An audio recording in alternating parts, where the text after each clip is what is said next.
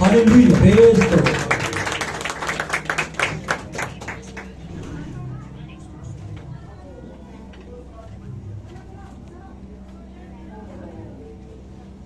Hallelujah, praise Lord. खुदा उनके नाम को जलाल मिले, खुदा उनका नाम मुबारक हो। क्या आप सब खुश हैं खुदा यीशु मसीह में? God bless you all. खुदा आपको बरकत दे। मैं शुक्रगुजार हूँ प्रिजाइडर भाई का, वर्शिपर्स का, और खास तौर पर बजाने वाले बेटे के लिए, बेटे उमर के लिए भी हम खुदा का शुक्र करते हैं कि खुदा ने हमें ऐसे जबरदस्त वर्शिपर्स दिए हैं जो अगर नॉर्मली ढूंढे आप तो बहुत मुश्किल से मिलते हैं। लिटरली नहीं मिलते, ये नॉर्मल नहीं मिलते। आमीन। आप बोलेंगे नहीं मिलते हैं, बड़े अच्छे मिलते हैं, उस्ताद तरह के मिलते हैं, लेकिन स्पिरिचुअल नहीं मिलते। प्रॉब्लम यहाँ पर है क्योंकि खुदावन को फनकार नहीं, क्या चाहिए? परस्तार चाहिए। परस्तार का रूह हो उनमें। हालेलुया, सब बोले हालेलुया। तो परस्तार का रूह वाले ये जो वर्शिपर्स हैं, आपने सुना, आपने बरकत पाई, समझ लें आपके दिल का खलियान, जहन का खलियान जो है, खलियान का मतलब खेत, आमीन, जमीन जो है वो तैयार हो गई। आपको खुदावन का सख्त कलाम सुनने के लिए वर्शिप के मैदान के अंदर से गुजरना पड़ा और आप फिर तैयार हो गए। हालेलुया। तो खुदावन का शुक्र हो, गॉड इज ग्रेट। खुदावन के नाम को जलाल मिले। आए मेरे अजीजों, हम देर के बगैर खुदावन के कलाम की तरफ बढ़ते हैं। इससे पहले कि हम कलाम को पढ़ें, आज की सुबह में मेरी तरफ से, आप मेरे घराने की तरफ से आप सबको खुदावन यीशु मसीह के फतेहमंद नाम में सलाम कबूल और खुदावंद को बरकत बख्शे। आइए हम खुदावंद की आवाज की तरफ बढ़ते हैं जो हमारे जमाने में आई है, और मेरे अजीजों ये कई जमानों का सफर करके हम तक पहुंची है, और खुदावंद का फजल हुआ कि आज उसने हमें ये आवाज दी है, उसको पढ़ते हैं और अपनी ये बरकत चाहते हैं। मुकद्दस मत्ती रसूल की मार्फत लिखी गई है खुदावंद यीशु मसीह की अंजील मुकद्दस, मुकद्दस मत्ती रसूल की मार्फत लिखी गई खुदावंद यीशु मसीह की अंजील मुकद्दस, चैप्टर 27, 27 नंबर बाब, 11वीं आयत से आगे को हम पढ़ना शुरू करेंगे। 56 आयत तक है ये, और मैं चाहता हूं कि ये आप एक बार सुन ले बस, और उसके बाद मैं आपको बैठाऊंगा। ये थोड़ी सी लंबी तलावत है, लेकिन इसे सुनिएगा जी। प्रेज गॉड जी। 11वीं आयत। यीशु हाकिम के सामने खड़ा था। यीशु मसीह हाकिम के सामने, हाकिम का मतलब पिलातूस हाकिम के पास खड़ा था, सामने खड़ा था, और हाकिम ने उससे ये पूछा जी कि क्या तू यहूदियों का बादशाह है? सुनिए जी। यीशु ने उससे कहा, तू खुद कहता है। और जब सरदार, काहिन और बुजुर्ग उस पर इल्जाम लगा रहे थे जी, उसने कुछ जवाब ना दिया जी। इस पर पिलातूस ने उससे कहा, क्या तू नहीं सुनता कि तेरे खिलाफ कितनी गवाहियां देते हैं? जी। उसने एक बात का भी उसको जवाब ना दिया जी। यहाँ तक कि हाकिम ने बहुत ताजुब किया। हाँ जी। और हाकिम का दस्तूर था कि ईद पर लोगों की खातिर एक कैदी जिसे वो चाहते थे छोड़ देता था। और हाकिम का दस्तूर था कि ईद के दिन एक कैदी को छोड़ देता था, जिसे पब्लिक या लोग चाहते थे उसे छोड़ देता था। जी पढ़िए। उस वक्त बराबा नाम का एक मशहूर कैदी था। ये जो बराबा है बेसिकली बराबा नहीं बल्कि बर अब्बा है। क्या है? बर अब्बा, अब्बा का बेटा एक कैदी था। जी। बस जब वो कटे हुए तो पिलातूस ने उनसे कहा, जी, तुम किसे चाहते हो कि मैं तुम्हारी खातिर छोड़ दूं? ऐ कलीसिया बता कि मैं किसकी, तुम्हारी खातिर किसको छोड़ूं? कैदी बर अब्बा को या यस्सु को? जी, जो मसीह कहलाता है। जी, क्योंकि उसे मालूम था कि उन्होंने इसको हसद से पकड़वाया है। जी पढ़ते जाएं। और जब वो तख्ते अदालत पर बैठा था जी, तो उसकी बीवी ने उससे कहा, हाँ जी, कहला भेजा हाँ जी, कि तू इस रासबाज से कुछ काम ना रख। हाँ जी, क्योंकि मैंने आज ख्वाब में इसके सबब से बहुत दुख उठाया है। पढ़ते जाएं। लेकिन सरदार काहनों और बुजुर्गों ने लोगों को उभार कर बरअबा को मांग ले और यस्सु को हलाक करें। हाँ जी। हाकिम ने उनसे कहा कि इन दोनों में से किसको चाहते हो कि तुम्हारे खातिर छोड़ दूं? हाँ जी। उन्होंने कहा बरअबा को। हाँ जी। पिलातूस ने उनसे कहा, फिर यीशु को जो मसीह कहलाता है क्या करूं? अब आखिरी आयतों में चले आप, 54, 55 और 56। जी, इसी की आखिरी आयत, चंद आखिरी आयत, 54, 55 और 56 में जाए। बस सूबादार और जो उसके साथ यीशु की निगरानी करते थे, और सूबेदार और उसके साथ जो यीशु की निगरानी करते थे, पंचाल और तमाम माजरा देखकर बहुत ही डर कर कहने लगे, हाँ जी, कि बेशक ये खुदा का बेटा था। हाँ जी, कि बेशक ये खुदा का बेटा था। एक और आज निकालिए पुराने अहदनामे में जकरिया की किताब, जल्दी से जकरिया, पुराने अहदनामा, जकरिया की किताब, हबकूक, सफनिया, हिजी, जकरिया, मलाकी से पीछे जकरिया चैप्टर 13 वर्स 6, 13 नंबर बाब और 6 आयत। एक आयत पढ़ेंगे, उसके बाद बैठेंगे। जी, जिसने जल्दी निकाला वो जल्दी पढ़े।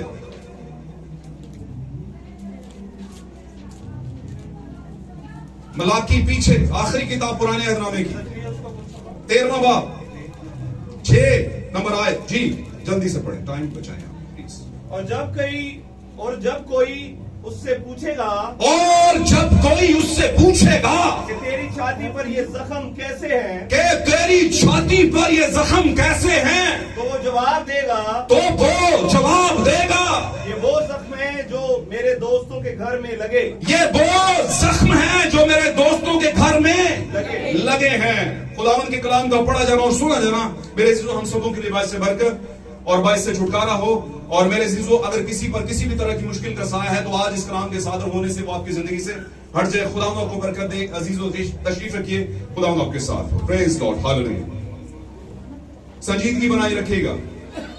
चंद बातें कहूंगा और ये काबिले गौर हैं। अगर आप थोड़ा सा ध्यान देंगे तो आपके लिए नई बातें होंगी। Hallelujah.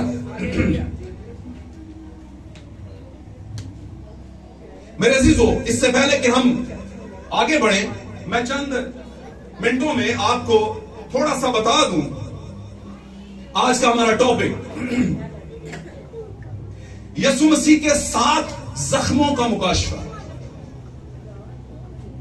The revelation of the 7 bones of Jesus Christ.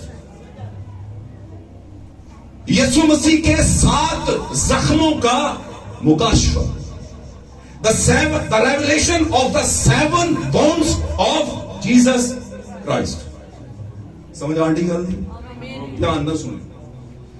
आज तक मेरे अजीजों, बैनुल-अक़वामी तालीमात के मुताबिक, बैनुल-अक़वामी मसीहत के मुताबिक यीशु मसीह के जो जख्मों को पॉइंट किया जाता है वो 5 को ही किया जाता है। पढ़ लीजिएगा कहीं पे जाके, निकालिएगा कहीं से भी, सोशल मीडिया से, तालीमी किताबों में से, सेमिनरी की किताबों में से, वहां पर 5 जख्मों का तज़किरा करते हैं खास तौर पर, जबकि दूसरे 2 का करते ही नहीं, जबकि 7 के बगैर कोई चीज कामिल नहीं होती बाइबल के मुताबिक। आमीन। मेरे अजीजों, आज इस बात को आप समझ लें कि दरहकीकत जख्मों के बीच यीशु मसीह के साथ जो कुछ भी हुआ, आमीन, उसकी जिंदगी के अंदर, उसके अंदर एक मुकाशफा छुपा हुआ है। और आप जैसा कि जानते हैं, ये एज पर रिकॉर्ड है, रिकॉर्ड के अंदर है कि एंड टाइम मैसेज के अंदर मुकाशफात हैं। एंड टाइम मैसेज जो है वो नबूवती मैसेजेस को खोलता है। आमीन। तो 7 जख्म है, काउंट करते जाइएगा।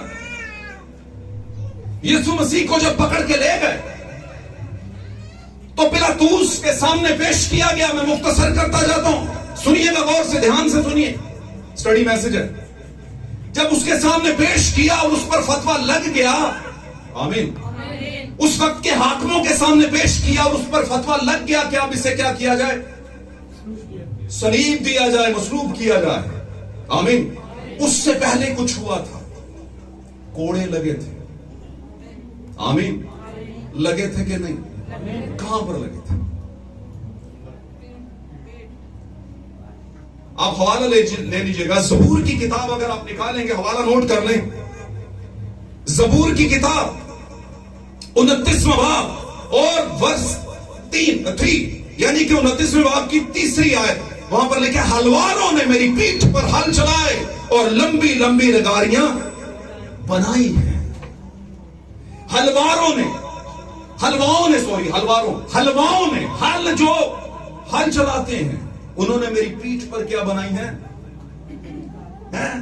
पूरी लाइनें खींच दी हैं। जैसे जैसे किसी खेत के अंदर हल चलाते हैं तो ऐसे लाइनें पड़ जाती हैं, पड़ती हैं कि नहीं? ऐसे ही यीशु मसीह की पीठ का मतलब बैक, यहां जिसे आप लक कहते हो, है ना? कहता है वहां पर रिगारियां चला दी हैं। और आप जानते हैं यीशु मसीह ने कोड़े खाए, और जब कोड़े खाए थे तो खाल खिंच गई थी। खिंची थी कि नहीं? खिंची थी कि नहीं? ओ माय, क्या मंजर हुआ! खून टपक रहा था। उन्होंने कोई ब्रेक नहीं किया कि किधर को कोड़ा लग रहा है। और रूमी कोड़े, रोम के जो कोड़े थे, सजा थी बड़ी जालिमाना थी, उधेड़ देती थी चमड़ी। आमीन। तो जब उधड़ चुकी होगी तो क्या खून नहीं निकला? आमीन, हालेलुया। और एक और बात कहता चलूं, जरा गौर से सुनिएगा। ये पहला जख्म था जो पीठ पर लगा, पहला जख्म जिसमें से खून टपका और टपका होगा। आमीन, हालेलुया। दूसरा जख्म क्या लगा? सर पे कांटों का ताज डाला उसके, और सर से खून बहना शुरू हो गया। दूसरा जख्म। आमीन। आज बड़ी खासो खास बातें करने लगूं आपसे, इसके बाद इसके रेवलेशन में जाते हैं। मैं थोड़ा सा गनवा दूं आपको जरा। हालेलुया। तीसरा जख्म कौन सा होगा? सीधे हाथ पर कील। गौर से सुनिए बात। सीधे हाथ पर कील, कौन सा जख्म? कितने नंबर वाला? और फिर दाएं हाथ पर, है ना, सॉरी लेफ्ट हैंड पर, जिसे आप कहते हैं बाएं हाथ पर कील। अब बोलेंगे यार ये तो एक ही बात है, क्या ख्याल है? क्या ख्याल है? लोग कह सकते हैं भाई एक ही बात है, दोनों हाथों में कील लग गए, बस बहुत नहीं, बस बहुत नहीं है। भाई पाक कलाम बड़ा खोलता है इस बात को। दाएं और बाएं, दाएं और बाएं की बरकत। मेरे अजीजों, जब यूसुफ मिस्र के अंदर कैद था, उसका बाप याकूब, जब सारी दुनिया में कहत मचा हुआ था, खाने को कुछ नहीं था, तो पता चला कि कहीं पर अनाज बढ़ रहा है, कहीं पर गेहूं बढ़ रहा है, कहीं से रोटी मिल रही है। और वो जगह कौन सी थी? मिस्र था। मिस्र के अंदर हाकमियत किसके पास थी? यूसुफ के पास। मेरे अजीजों, यूसुफ पैराबल है, यूसुफ तमसील है, यूसुफ मुकाशफा है यीशु मसीह का। यूसुफ की जिंदगी के 99%, 100% नहीं कहता मैं, क्यों? क्योंकि यीशु ही 100%। यूसुफ की जिंदगी के 99% जो अवामिल थे वो यीशु से मैच करते थे। कभी इस पे फिर बात करूंगा। अब यीशु की स्टोरी और यूसुफ की स्टोरी को निकालिएगा, बिल्कुल सेम होंगे। आमीन। फर्क सिर्फ इतना है कि यीशु कामिल था, यूसुफ इंसानी खून से आया था, इंसानी नस्ल से आया था। कुछ भी कर लेता, कमी तो कहीं ना कहीं रह ही जाती। हालेलुया। लेकिन याद रखिए, खुदा अपने लोगों में अपने जलाल को जाहिर करता रहता है। यूसुफ में से खुदा का जलाल, मेरे और आपके यीशु मसीह यहोवा का जलाल जाहिर होता था उसके कामों से। हालेलुया। मेरे अजीजों, जब उसने वहां पर शादी की तो उसके 2 बेटे पैदा हुए, मनस्सी और एफ्राइम। हम अभी जख्मों की काउंटिंग पे गए नहीं, मैं थोड़ा सा बताने लगूं। मैंने कहा बता दूं कि सीधे हाथ का जख्म अलग बाउंड है, अलग जख्म है, और लेफ्ट हैंड का जख्म अलग जख्म है, क्योंकि सीधे हाथ का मुकाशफा और आमीन उल्टे हाथ का मुकाशफा फर्क है। सीधे हाथ की बरकत और उल्टे हाथ की बरकत में फर्क है। Hallelujah, hallelujah. तो कुल मिला के बात ये कि 2 जख्म, एक पीठ पर, एक सर पे, और 2 हाथों के, कुल मिला के कितने हो गए? 4। आमीन। तो वहां पर बड़े और छोटे की बरकत का मामला आ गया। यूसुफ ने बड़े को दाहिने हाथ खड़ा कर दिया और छोटे को बाएं हाथ। आमीन। क्यों किया था? According to the word of God, जो शरीयत के अंदर खुदा का कलाम था, यह कहता है कि पहलोठे का दोहरा हक है। पहलोठे बेटे का, बड़े बेटे का दोहरा हक है। पर खुदावन का शुक्र हो कि ये जो दोहरा हक है, याकूब ने इसकी निशानदही की कि नहीं, अब ये बड़े से छोटे की तरफ जाएगा। आमीन। और बड़ा बन इज़राइल है और छोटा कौन है? कलीसिया, गैर कौम से ली गई।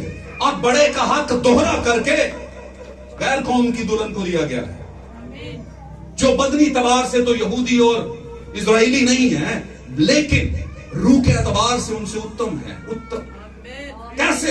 वो तख्त पर बैठाए गए हैं। आमीन। वो मसीह की दुल्हन होने का एजाज पाते हैं। इसलिए बाएं हाथ का जख्म और दाएं हाथ का जख्म 2 काउंट होंगे।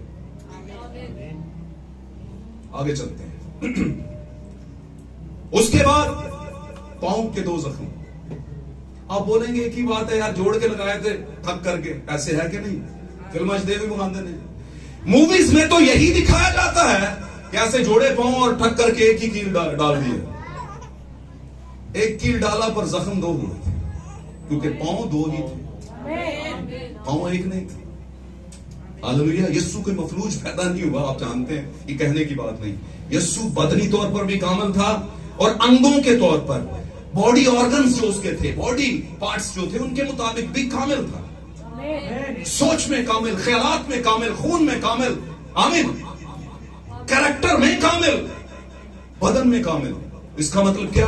वो 2 पांव जो हैं उनमें कील बेशक एक लगा होगा, लेकिन जख्म 2 हुए। अब बोलेंगे इसमें क्या मुकाशवा? इसमें भी मुकाशवा। अगर आप ध्यान दें तो फिर पास वही होता है जो ध्यान, पास वही होता है जो ध्यान, तो दुल्हन वही होगी जो यीशु मसीह के मुकाशफात को समझ लेगी, ऑब्जर्व कर लेगी, रख लेगी। आमीन। और उसको दूसरे लफ्जों में जुगारी कर लेगी, निकल लेगी, हजम कर लेगी। हालेलुया। लेकिन एक बात बताऊं, हर कोई ये नहीं कर सकता, लेकिन आज मौका है आपके लिए। अब मैं आपको बताता हूं, खुदावंद का रूह इस बारे में गाइड करता है। वो 2 पांव जो हैं उनके भी जख्म 2 काउंट होंगे, और जब 2 होंगे तो किस हवाले से होंगे? आप जानते हैं, मुकाशवा की किताब का 10वां बाब लिखा, फिर मैं क्या देखता हूं कि एक जोरावर फरिश्ता आसमान से उतरा, उसने अपना एक पांव खुशकी पर और एक तरी पर रखा और जोर से दौड़ा, जैसे बब्बर दौड़ता है, और उसके दौड़ने से 7 गरजें सुनाई दी। उसने अपना एक पांव कहां पर रख दिया? खुशकी पर, और दूसरा क्या करते? एक कील से 2 जख्म हुए, पर 5 जख्म तो 2 थे। दाहिने पांव की और बाएं पांव का रेवलेशन है। याद रखिए, उसने एक पांव खुशकी पर रखा है और एक कहां पर रखा? तरी में, पानी में। और एक हवाला मैं आपको देता चलूं, लिखते जाए, बड़े बड़े कीमती हवाले हैं, मेरे लिए तो है। ओ हालेलुया। पौलुस ने बड़ी खूबसूरत बात की, मैं मसीह की मानद बनता हूं, तुम मेरी मानद। यीशु ने कहा, यही बहुत है कि शागिर्द अपने उस्ताद की मानद। उस्तादा की ख्वाहिश रह जाती है, केड़ा वक्त होएगा। आगे चलते हैं, क्या हुआ? यहां पर मैं आपको एक आयत देता हूं, बड़ी प्यारी आयत है, इसको अपने पास रख लीजिए। किताब मुकाशवा के अंदर एक आयत है। हालेलुया। मुकाशवा की किताब 12वां बाब, पहली और दूसरी आयत पढ़ दीजिए, निकाली हुई है तो निकालें जल्दी से, ऊंची आवाज में पढ़ें। बड़ी प्यारी आयत। आज मैं आपको दाहिने और बाएं पांव का जो है रेवलेशन बता रहा हूं। क्या केस है इनमें, क्या मामलात हैं, क्या खासियत है इसमें? यीशु के सारे बदन में खासियत है भाई। जी बोलिए जी। फिर आसमान पर एक बड़ा निशान दिखाई दिया, फिर आसमान पर एक बड़ा निशान दिखाई दिया, यानी एक औरत नजर आई जो आफताब को ओढ़े हुए थी। हाँ जी। और चांद उसके पांव के नीचे। सॉरी, 12वां बाब और 12वीं आयत, सॉरी 12वां बाब और 12वीं आयत, मुकाशवा 12 बाब 12 आयत जी। बस ए आसमानों और उनके रहने वालों, बस ए आसमानों और उनके रहने वालों, खुशी मनाओ, खुशी मनाओ। ए खुशकी और तरी तुम पर अफसोस। ओ आसमान के रहने वाले खुशी मनाए, और ए खुशकी और तरी तुझ पर अफसोस क्यों? क्योंकि इब्लीस बड़े कहर में तुम्हारे पास उतरा। क्योंकि जमीन पर उतरा है इब्लीस बड़े कहर के साथ जी। उतर कर आया इसलिए कि जानता है कि मेरा थोड़ा ही सा वक्त बाकी है। आमीन।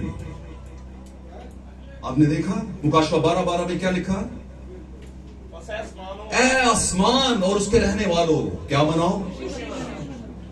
तो आसमान में कौन रह रहा था उस टाइम पे? ये मुकाशवा किसका रेवलेशन पेश कर रहा है? कौन था वहां पर? कौन होगा? इस रेवलेशन को पढ़ के कहा कौन होगा ऊपर? मुकाशवा 12 बाब में कौन है ऊपर नजर आई? मुकाशवा 12 बाब के अंदर ये 12वीं आयत है, पहली आयत में कौन नजर आई है? पूरा पढ़ेंगे तो समझ आएगी। जल्दी बोले, टाइम कम है। एक औरत है, वो औरत कौन है? वो कलीसिया कहां पर नजर आई है? रैप्चर कर चुकी है। और बाय द वे ये कलीसिया नहीं है खाली,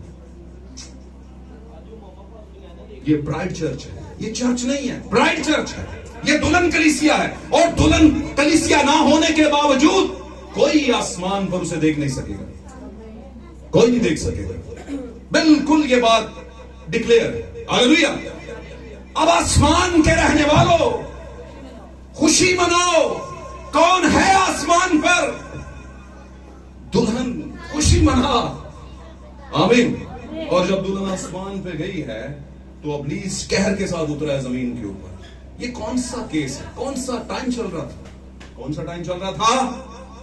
जब रैप्चर हो चुका और जमीन पर बड़ी मुसीबत, जब नूह की कश्ती में बिलीवर्स दाखिल हो गए और पीछे मौत ही मौत है। नूह हमारे लिए दरवाजा खोल। आसमान और उसके रहने वालों खुशी मनाओ। आसमानों में कौन रह सकते हैं?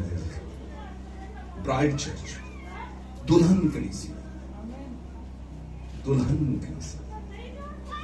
हालेलुया।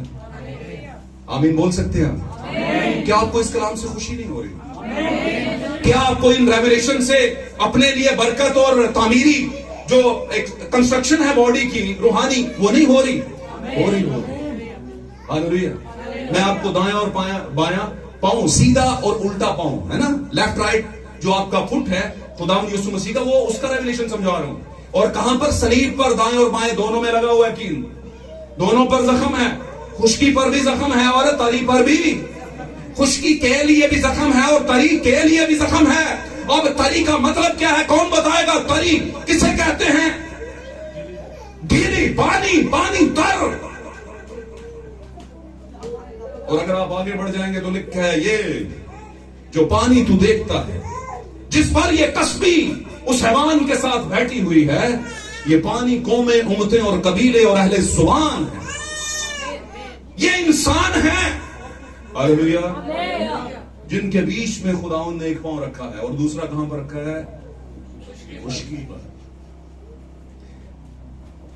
बाइबल का अगर आप थोड़ा सा विजिट करते हैं, बाइबल पढ़ा करें तो समझ आएगा नहीं। पाक कलाम में लिखे उसने बहुत से गहरे पानियों में से मुझे निकाला और खुश्क जगह पर ले गया। खुशकी पर जिंदगी का सांस होता है। हालेलुया। ऑक्सीजन होता है, पेड़ पौधे होते हैं, फितरत होती है, आप सांस ले सकते हैं, आप जिंदा रह सकते हैं। लेकिन अगर कहीं आपको पानियों में फेंक दिया जाए तो आप बेसाख्ता चला उठेंगे पतरस की तरह। ऐ खुदावंद मैं डूब रहा हूं। हालेलुया। ऐ खुशकी और तरी तुझ पर अफसोस, दोनों पर अफसोस, क्योंकि आप कुछ उसने छोड़ा नहीं, अपनी इस कहर के साथ उतरा है और इस जमाने में तो उतरा हुआ है ना। आमीन। उसने कोई जगह नहीं छोड़ी, हर जगह इंटरप्शन करने की कोशिश करता है, पानियों में भी और पानी से निकले हुओं के साथ भी। आमीन। हमने कभी किसी चीज को निकालना हो तो एक पांव खुशकी पर, दूसरा बच्चे को हाथ पकड़ के ऐसे बाहर निकालते हैं कि नहीं? कि वेची दो में पैर रख के नहीं। जो दुरुस्त तरीका है वो है एक पांव आपका तरी में होगा पानी में और दूसरा खुशकी पर, ताकि आपको उसे मूव करने में आसानी हो जाए। 2 जख्म ये हो गए। कितने हो गए थे? 2 हाथों के, 2 पांव के, एक सर का और एक पीठ का। कितने हो गए? 6 हो गए। तो आखिरी रह गया था। आए हाय सब बोले।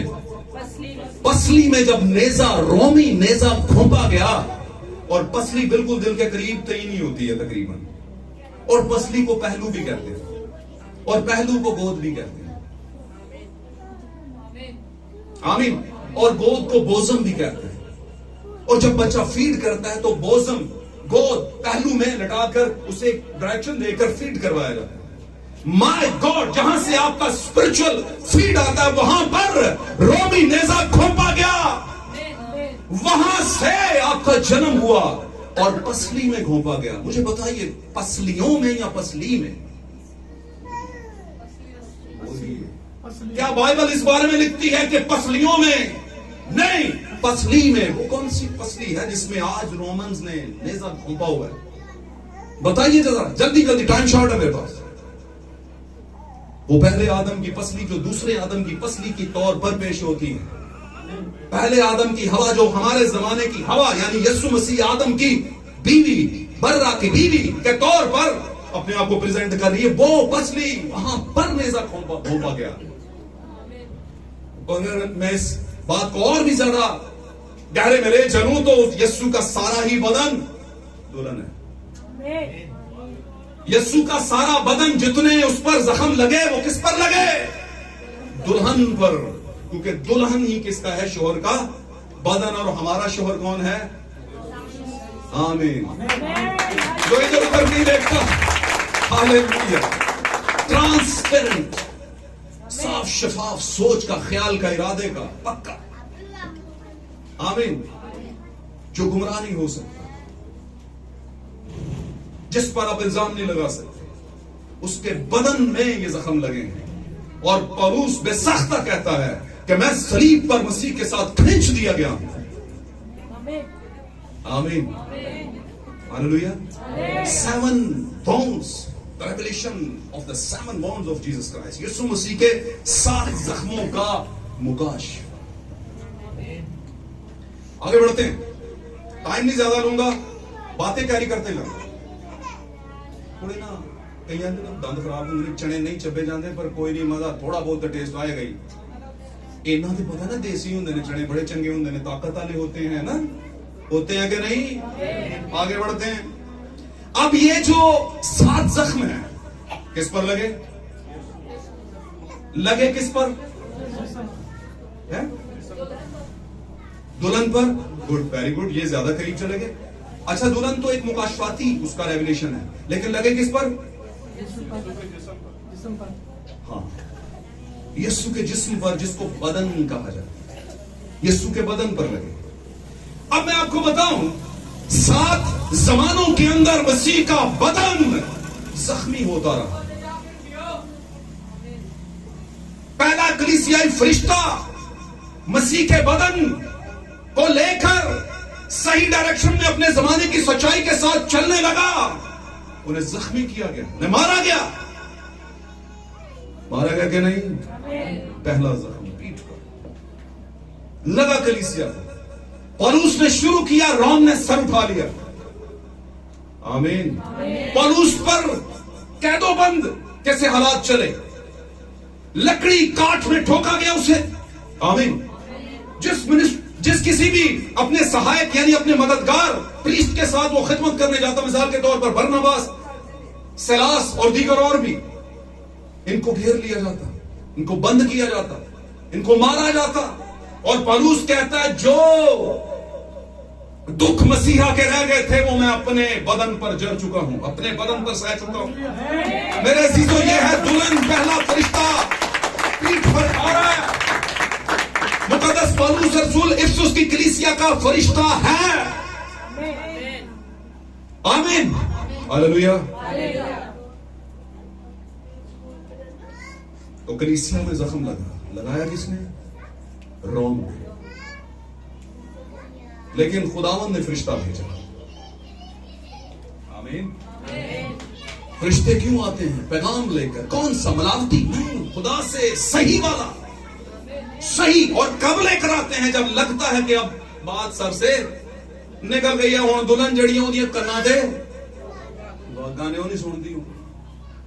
दुल्हन का मतलब मर्द और खवातीन सबकी बात कर रहा हूं, समझ आ रही है? आपका पादरी भी बीच में शामिल है, एल्डर भी, प्रिजाइडर भी, वर्शिपर भी, 5 प्रति सारी खिदमतें, नबी रसूल मुबश्शिर जवाह सब जब बिगड़ने लगते हैं तो खुदा अपने जमाने में उस जमाने का फरिश्ता भेजता है और वो कोई इंसान होता है। वो आता है गिरे हुओं को दोबारा सही दिशा की तरफ लेकर जाने के लिए, सही डायरेक्शन की तरफ लेकर जाने के लिए। और एज पर रिगार्ड, जैसे यीशु के साथ अच्छा नहीं हुआ था, सही डायरेक्शन दे रहा था और उसे सब कुछ किया गया उसके साथ, वैसे ही उसके भेजे हुए फरिश्ते के साथ भी होता है।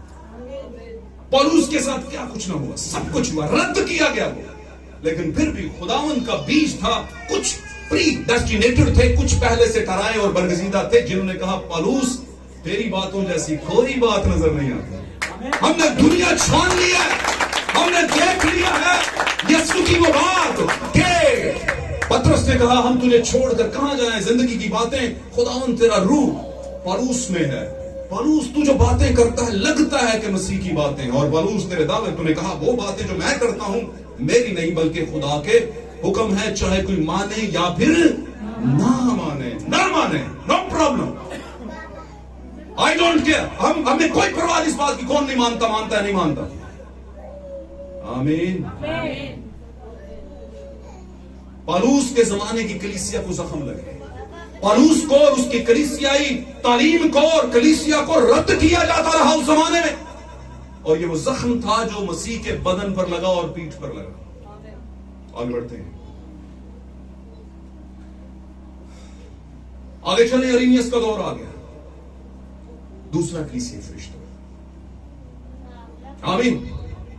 आप अगर इसको तवातुर से पढ़ेंगे तो टाइम लगेगा, अगर आप तवातुर से पढ़ेंगे तो आपको पता चलेगा, तवातुर तरीके से पढ़ेंगे कंटिन्यूटी के साथ तो आपको पता चलेगा कौन सी कलीसिया, सरदीस, इफिसुस, प्रेगमन, है ना, चलते चलते लुदीकिया था। 7 और 7 के 7 फरिश्ते, फरिश्ते मतलब इंसान। आमीन। ये 7 जमानों में आए। आमीन। और 7 जमानों में कर क्या रहे थे? जब दुल्हन गिरने लगी उसको तैयारी देने के लिए, सही डायरेक्शन देने के लिए बरगजीदा बीज को जो यीशु की दुल्हन है। आमीन। खुदामंद हर जमाने में अपना एक फरिश्ता भेजता रहा, और हर जमाने में जब उसने फरिश्ता भेजा तो चंद एक ही निकले उसके बीज को, उसकी बात को सुनने के लिए, सच्चाई को सुनने के लिए, और जब सुना और उसके साथ लग गए तो उस जमाने की पावर ने, उस जमाने की वर्ल्ड डिनोमिनेशंस ने उनको रोका और उनको जख्म दिए। और ऐसा ही है,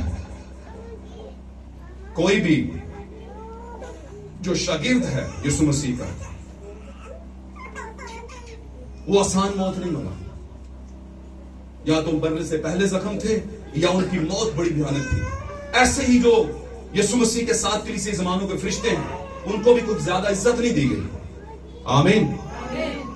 मेरे अजीजों, ये 7 कलीसिया जमानों में जो 7 फरिश्ते आए हैं, दर हकीकत गौर से सुनिए, ध्यान वाला भारी गल है, बड़े लोगों को हजम नहीं होनी, ये लोहे दे चढ़े ने गल समझियो, समझ जाओ, टाइम है, वरना वक्त ने समझाया तो बड़ी तकलीफ होगी आप लोगों को। वक्त कौन सा जो दुनिया में आने वाला है मुसीबत का, बल्कि मैं कहूं थोड़े से शायबे आ भी गए हैं। तो क्या हुआ मेरे अजीजों, जब पहला फरिश्ता आया तो समझ लें खुदा मसीह की सूरत, यीशु मसीह ने कहा मुकाशवा की किताब के पहले बाब में, वो 7 कलीसिया जमानों में क्या कर रहा है, केड़ी हालत चल फिर रहा है, किसने कहा है? आप फरिश्तों की जो 7 कलीसिया जमानों के फरिश्ते हैं, यानी वो मेल हजरात जो लीडर बन के आए, उनकी बातों को पढ़ेंगे तो वो बोल रहे थे कि यीशु मसीह के फिरने का मतलब उसके वक्त का मुकाशवा, यानी मैं अक्सर कहता हूं कि रेवलेशन ही आपके जमाने का रूह है। आपके जमाने का रेवलेशन, आपके जमाने की सच्चाई आपके जमाने का रूह है, और आपके जमाने का रेवलेशन तस्दीक करता है कि आप किस जमाने में हैं। और जब तस्दीक होती है तो आप बेदार होते हैं, जोश में आते हैं और खुशी में आते हैं। हालेलुया। आप समझ जाते हैं और फिर गवाही पैदा होती है। तो क्या हुआ, यीशु मसीह कैसे 7 कलीसिया जमानों में चल फिर रहा था? 7 कलीसिया जमाने में 7 चिरागदान कैसे चल फिर रहा था? हम वहीं पे आते हैं, अपने फरिश्तों में से होकर, पौलुस में से होकर कौन चल फिर रहा था कलीसिया में? यीशु मसीह। आमीन। अरीनियस में से होकर कौन दूसरे जमाने में चल फिर रहा था? यीशु। और करते करते हमारे जमाने वो 7 कलीसिया जमानों में चल फिर रहे। आमीन।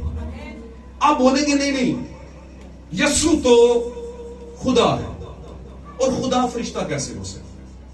क्यों जी? खुदा तो खुदा है। तो मैं इस बात को साबित करने के लिए आपको लेकर चलता हूं पुराने अहदनामे के अंदर। मैं बात सिर्फ जिक्र करूंगा, आपको बहुत दफा सुना है। आपको याद होगा जब मिस्र को छोड़कर मूसा जो थे नबी, द ग्रेट प्रॉफिट पुराने अहद के, वो जब मिस्र में से भागे और वहां से निकल आए और निकल कर बियाबानों के अंदर हैं और चुपानी खिदमत कर रहे हैं, है ना, चरवाहे की खिदमत। अपने ससुर यत्रू की बकरियां वो चुराए, भेड़ बकरियां चुराते थे। और चलते चलते उन्होंने देखा कि एक झाड़ी क्या है, बोलते जब आमीन करवाऊंगा, अभी जल्दी खत्म करूंगा, थक गए हो मेरा ख्याल से। आमीन ऊंचा बोला करो यार, पता लगे। तो क्या हुआ सॉरी, उसने देखा कि झाड़ी है और वो जल रही है और जल भी नहीं रही, जल भी रही है और जल भी नहीं रही, यानी जल तो रही है लेकिन राख नहीं हो रही। तो उसने उसका ज्ञान करने के लिए, उसको समझने के लिए, उसका एक्सपीरियंस करने के लिए कदम बढ़ाया। और जो ही कदम बढ़ाया, आमीन, इससे पहले कि वो कदम बढ़ाता, पाक कलाम में जब वो आप कॉन्टेक्स्ट पढ़ेंगे तो लिखा है उस झाड़ी के अंदर कौन था? खुदा का है? खुदा का कौन था? पढ़ते हैं नहीं ना, प्रॉब्लम तो यहां पे है। फरिश्ता, गॉड ब्लेस यू, खुदा बरकत मत कीजिए, कोई निकाल गलती हो फिर की। आमीन सॉरी। तो क्या है? खुदा का फरिश्ता वहां पर उतरा हुआ था, वहां पर लिखा है, आमीन, पढ़ लीजिए। लेकिन जो उसने कदम बढ़ाया तो आवाज आई, उस झाड़ी में से क्या आई? आवाज आई। और आवाज क्या आई? मूसा वहीं रुक और अपना जूता अपने पांव से उतार, क्योंकि जिस जगह पे तू खड़ा है वो जगह पाक है। और मैं तुझे बताता हूं, मैं खुदावंद रब्बुल अफवाज हूं। फरिश्ता खुदावंद रब्बुल अफवाज हूं। समझ नहीं आई? समझ आई है, पर तानू नहीं आई। और बहुत से लोगों को नहीं आई। ये मैं तमसील के तौर पे कह रहा हूं, मुझे पता है आपको आई, ये मैं तमसील के तौर पर, वैसे मिसाल के तौर पे कह रहा हूं। वो लोग कहते हैं समझ नहीं आई। आया फरिश्ता है झाड़ी के अंदर, लेकिन आवाज आ रही है रब्बुल अफवाज की। मतलब समझ गए आप? मतलब समझ गए? तो 7 कलीसिया जमानों में 7 फरिश्ते आए, मतलब कौन आया? रब्बुल अफवाज। यीशु मसीह ही रब्बुल अफवाज है नए अहदनामे का। उसने कहा मैं 7 कलीसिया जमानों में, यानी 7 चिरागदानों में चल फिर रहा हूं, मैनिफेस्ट हूं। किस में? उस जमाने के फरिश्ते में, उस जमाने के फरिश्ते में। और लोग कहते हैं आसी तो जान देनी, बारिश कितने से करें, अच्छा कट के दसो देना।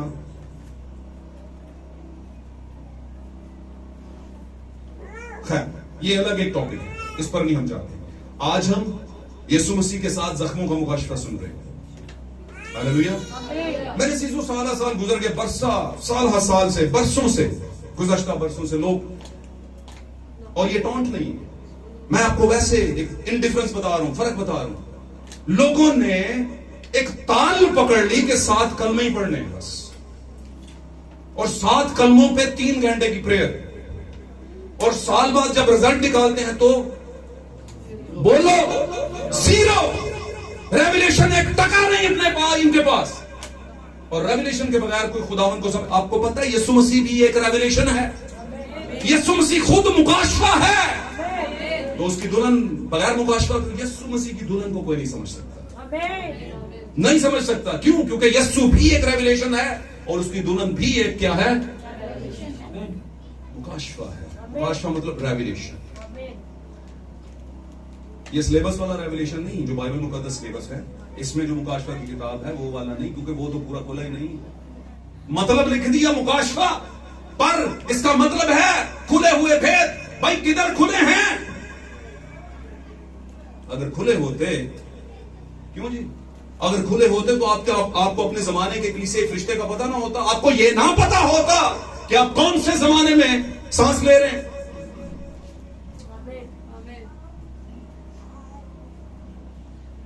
खाली दौड़ना सब कुछ नहीं होता, किधर जाना है मंजिल का तयन करके फिर दौड़ना सब कुछ होता है।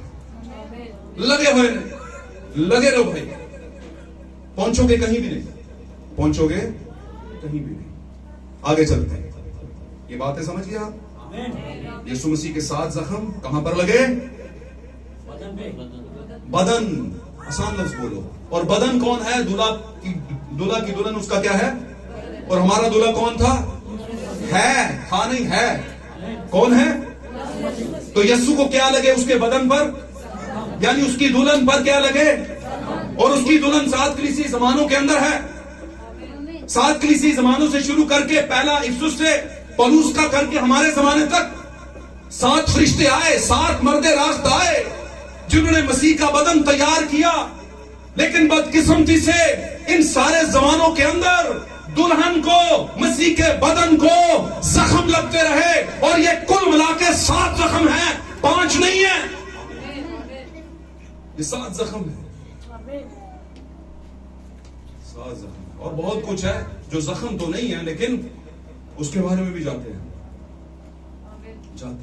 यहां पर जकरिया की किताब का हवाला मैं बताता हूं, बड़ा खूबसूरत हवाला है। लिखा है वो मुझसे पूछेंगे कि तेरी छाती पर ये क्या है जख्म, कैसे लगे? अब केजीवे वर्जन है, सॉरी केजीवी, किंग जेम्स वर्जन, अंग्रेजी की बाइबल, जो बड़े बड़े उलमा, जो सही वाले, जो बाइबल की लोग समझना चाहते हैं गहराई को, वो पढ़ते हैं, और वो मेरे पास है। उसका जर्मन तर्जमा छाती नहीं लिखा। ये इबादत के बाद देख लेना, मुझसे देख लेना, मैं दिखा दूंगा, सही हो गया। लेकिन उर्दू तर्जुमा में लिखे छाती पर जख्म। अंग्रेजी तर्जुमे में लिखा है वाउंड्स दाइन योर हैंड, जख्म तेरे हाथों पर। कहां से आए?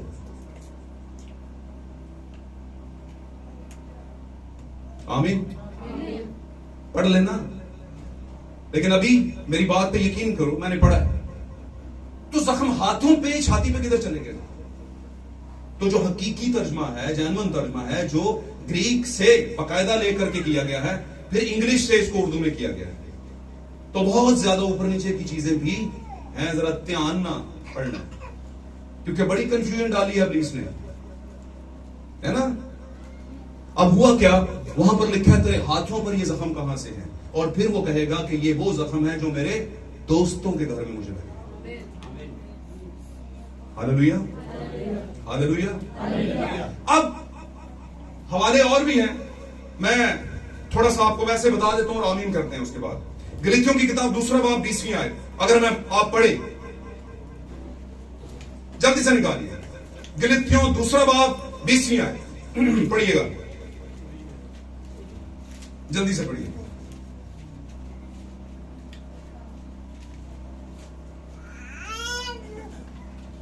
पढ़िए पढ़िए।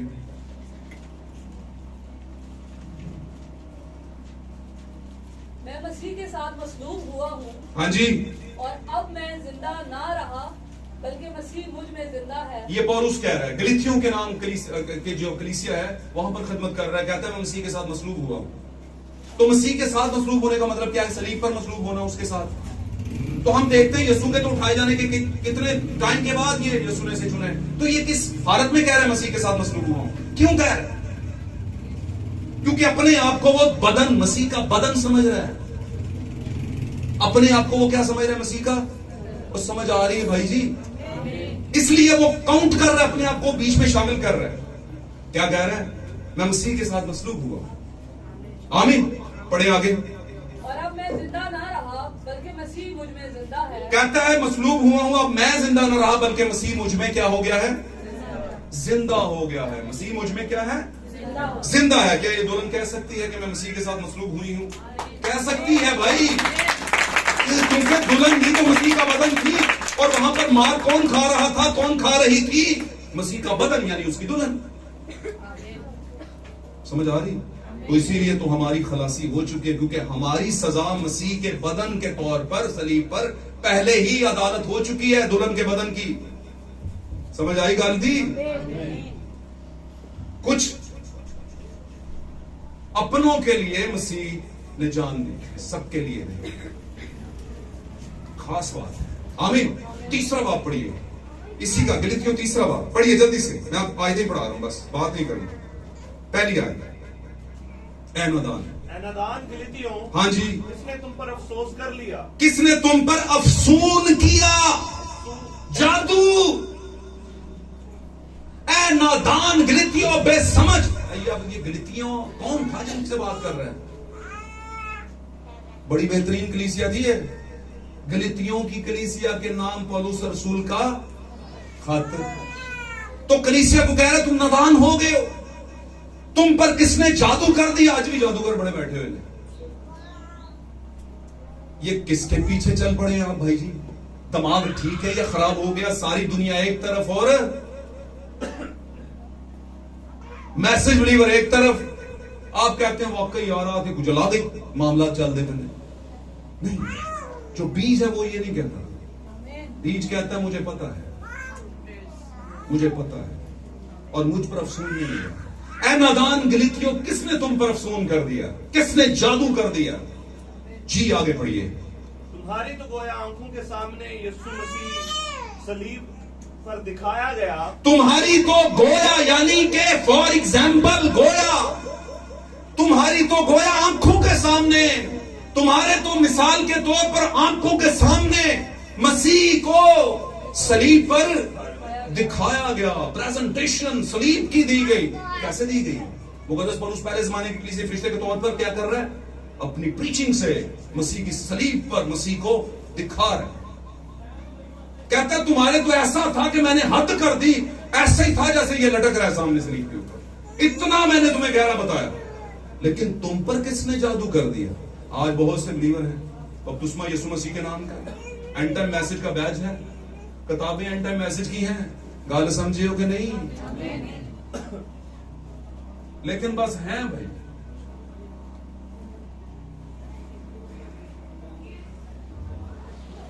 आगे चलते हैं जी। मसलूब हुआ जी, पढ़िए। सलीब पर दिखाया गया। हाँ जी। मैं तुमसे सिर्फ ये दरियाफ्त करना चाहता हूँ, हाँ जी, कि तुमने शरीयत के ईमान से रूह को पाया या ईमान के पैगाम से? एक और हवाला पढ़िए, इब्रानियों 6 बार 4, 5 और 6 आयत जी। सभी ध्यान से सुने, ये आखिरी आयत होगी। Hallelujah, praise Lord. और मेरे ख्याल से आज आप बातों को समझ रहे हैं। यीशु मसीह के 7 जख्मों का मुकाशरा आपने समझा है। यीशु मसीह के 7 जख्म उसके बदन पर लगे, उसका बदन उसकी दुल्हन है, और दुल्हन क्या है? 7 कलीसिया जमानों में तामीर हो रही है। और तामीर करने वाले कौन है? खुदावंद यीशु मसीह खुद ही, जो चल फिर रहे हैं 7 जमानों में। लेकिन किनके जरिए से? 7 मर्दों के जरिए, जिनको फरिश्ते कहा गया है, जिनमें से पहला मुकद्दस पौलुस रसूल और आखिरी ब्रदर मैरियन विलियम ब्रैनम है। जी जनाब।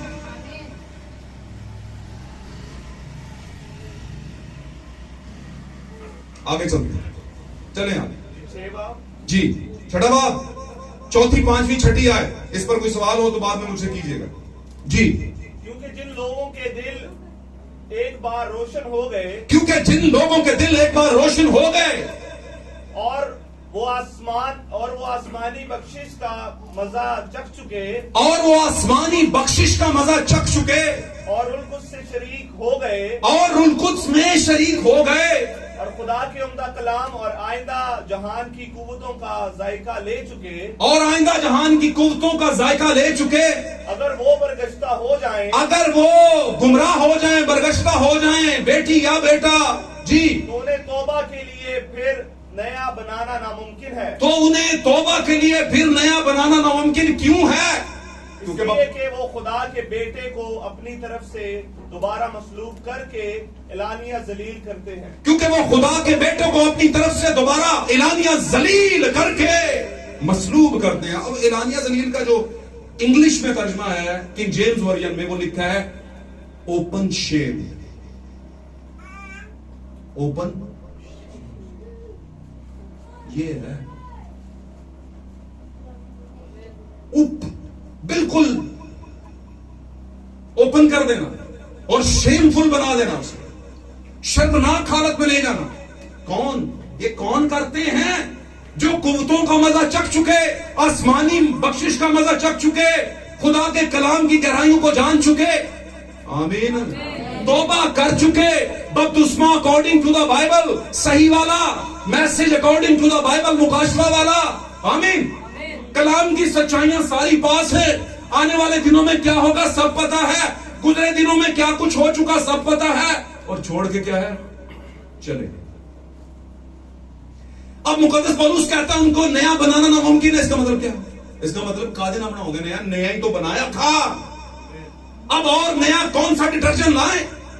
इसका मतलब क्या? मतलब ये कि सिर्फ उन्होंने हासिल किया, रख लिया, लेकिन कंसीव नहीं किया। इसलिए पौलुस कहता वो निकले तो हम में से, पर हम में से,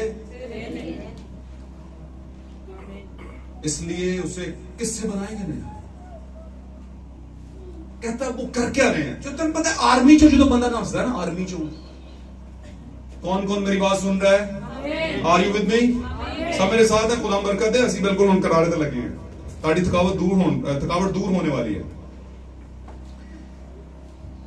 जब आर्मी का बंदा आर्मी के सारे करतब सीख कर भगोड़ा हो जाए, भाग जाए, तो लोगों के लिए वो बहुत खतरनाक साबित हो सकता है। उसे गन चलानी भी आती है ना, उसे कलाबाजियां मारनी भी आती हैं, उसे दीवारें फैलाना भी आती हैं, उसे सारे औजार, सारे हथियार चलाना आते हैं, है ना, होता है कि नहीं?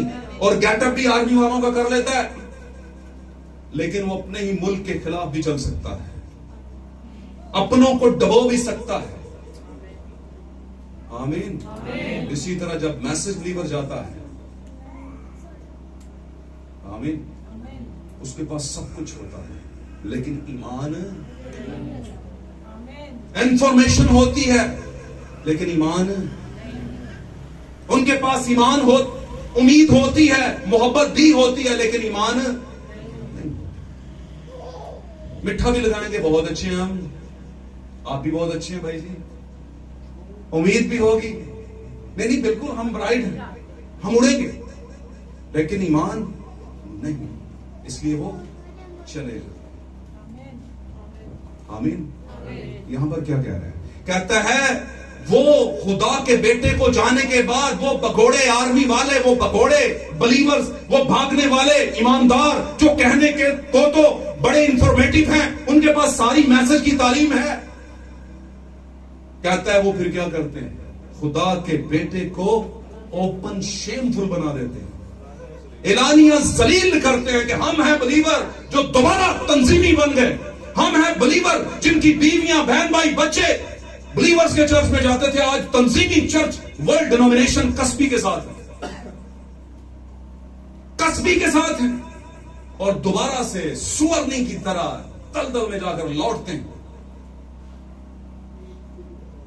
पता है ना, लाई हुई सूरनी जैसे वापस गंदगी की तरफ लौटते हैं, कुत्ता जैसे वापस अपनी कैद की तरफ लौटता है। ये कौन है? ये कौन है? पौलुस कहता है ये निकले तो हम में से, पर हम में से निकल गए, शुक्र है, सैंक्टिफाई हो गए हो, तुम बच गए हो, देके जान छुड़ा लो। बात समझे हैं?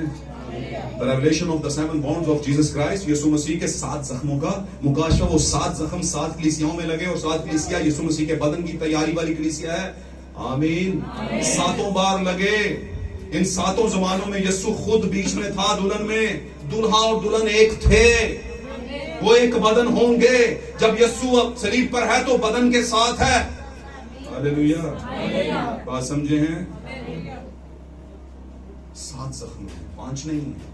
और बाय द वे 5 जो है 5th डायमेंशन, यानी 5वां मकाम शैतान का मकाम है। 5 कोनों वाला सितारा शैतान का सितारा है, 6 कोनों वाला सितारा दाऊद का सितारा है, और 7 यीशु मसीह है। 7 जो है तीसरे जमानों में बैकअप है। 7 गरजे आपके लिए, 7 रेवलेशन है जो 7 जख्मों के मुखालिफ आए हैं। जब जब जख्म लगा, एक गरज गरजी, और एक जमाने में गरजी, और एक फरिश्ते पर गरजी, और उसने उस कलीसिया को बताई, सही सच्चाई रोशनी बताई। हालेलुया। मेरे अजीजों, रस्मों से निकलना पड़ेगा, सच्चाई पे आना पड़ेगा, रेवलेशन पे आना पड़ेगा। हालेलुया। और बहुत कुछ है जो बयान किया जा सकता है, लेकिन वक्त की नजाकत को मद्देनजर रखते हुए बहुत ज्यादा नहीं बोलूंगा। लेकिन आपसे एक ही गुजारिश है, आज जो कलाम हुआ मेरे अजीजों, ये दिल से था, रूह से था, आमीन, ईमान से था। ये खुदावन का एक रेवलेशन, एक बहुत बड़ा मुकाशफा है जो सिर्फ अपनों को देता है। ये पब्लिक शो नहीं है। खुदावन दुल्हन के साथ राज की बातें खास वक्त के अंदर करता है, और यही वो खास वक्त है। Hallelujah, hallelujah. इस पर बहुत कुछ है, मैं फिर कहूंगा, बहुत कुछ दिल करता है बहुत कुछ बोलूं, लेकिन मैं आपके वक्त को नजाकत की वजह से, आपका वक्त बड़ा कीमती है, तो इसको हम फिर कभी सीखेंगे। आमीन। सुकून के लम्हों में सीखेंगे। आज के लिए इतना। टॉपिक याद रखिएगा, यीशु मसीह के जख्मों का, 7 जख्मों का मुकाशफा। आमीन। तो 7 जख्मों का मुकाशफा है, अलग-अलग जख्म है, दोनों हाथों के भी अलग-अलग हैं और दोनों पांवों के भी अलग-अलग हैं। पांव एक खुशकी पर, एक तरी पर, एक दाना बड़े की बरकत और बायां छोटे की बरकत। आमीन। जो बड़े की थी अब छोटा, यानी हमारी तरफ ट्रांसफर हुई है, गैर कौम की दुल्हन की तरफ, यानी गैर कौम से हम लिए गए हैं। हालेलुया। खुदावंद आपको बरकत दे और यीशु मसीह के जख्मों को हमेशा याद रखें। दरअसल वो यीशु के जख्म नहीं है, वो आपके जख्म है, वो मेरे जख्म है। मैं और आप ही उसका बदन थे, इसीलिए पौलुस दावा करता है, मैं मसीह के साथ मसलूब हुआ, मैं उसके साथ सलीब पर खींचा गया। मसीह के दुख जो रह गए थे वो मैंने अपने ऊपर लिए। मेरे अजीजों, ये फीलिंग किसकी है? ये ब्राइड ऑफ जीसस क्राइस्ट की है, यीशु मसीह की दुल्हन, उसके बर्रा, यीशु मसीह बर्रा की दुल्हन की ये फीलिंग है और ये आगाज है। और याद रखिए, जो आगाज होता है वही सही होता है। खुदा उसी आगाज की तरफ वापस लेकर जाना चाहते हैं। भाई विलियम ब्रैनम अपने एक मैसेज में कहते हैं, आखिरी बात कहूंगा, कहते हैं आज दुल्हन कलीसिया को जिस बात की जरूरत है वो वापस पेंटिकोस्टल तहरीक की तरफ, उसी तहरीक पर जब फ्रेश मना उतरा था, जब यीशु रूह की हालत में पिलर ऑफ फायर के तौर पर अपने बाला खाना के ऊपर, अपनी कलीसिया के ऊपर उतरा था और मोर की थी। और जब उन पर मोर हुई तो उनको पता चला ये तो वादा था यूएल नबी का। आमीन। और यूएल नबी के वादे की तस्दीक जब हुई कि ये तो वो वादा है जो खुदावंद नबियों से के जरिए से कहा था, उसकी फुलफिलमेंट हो गई है, तो वो खुशी से भर गए। उन्होंने परवाना की। लोग कहते थे ये नशे में है, उन्होंने कहा नहीं, इसकी डेफिनेशन हमें आती है, हम नशे में नहीं है। कभी बैठो हमारे साथ। Hallelujah, hallelujah. God bless you all. The revelation of the 7 bonds of Jesus Christ, Yeshu Masih के 7 जख्मों का मुकाशफा, आपका मुकाशफा, दुल्हन का मुकाशफा है। Hallelujah. God bless you all. खुदा आप सबको आज के कलाम के प्रेज द लॉर्ड, यीशु का नाम धन्यवाद। हालेलुया। खुदावंद का नाम मुबारक हो, खुदावंद के नाम को जलाल मिलता रहे, खुदावंद की बड़ाई हो, खुदावंद हर बात में उत्तम है।